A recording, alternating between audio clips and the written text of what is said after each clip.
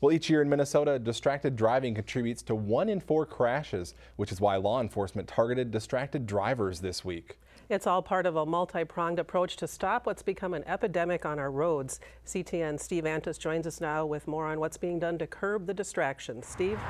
Steve and Karen, stopping distracted driving starts with us.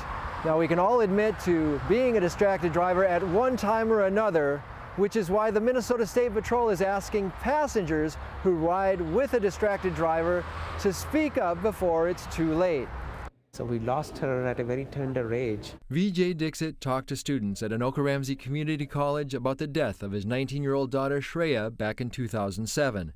She was a college student who was riding as a passenger when the driver got distracted, lost control of the car, and crashed. What we are trying to do is take that grief out and turn it into something positive and into something meaningful so that we can save lives. Dixit's focus is on young drivers in partnership with Metro Minnesota Towards Zero Deaths program. Nationwide, drivers in their 20s make up 27% of the distracted drivers in fatal crashes. We need to transform our driving culture in Minnesota to a culture where even one life lost on our roadways is too much. Constant changes in the flow of traffic make driving unpredictable. Distracted drivers were on notice this week with extra enforcement on Minnesota roads. We will look for behavior that will indicate to us that that driver is distracted. The Minnesota State Patrol posted their stops of distracted drivers on Twitter. A 20-year-old female was stopped by a trooper on Highway 169 for texting.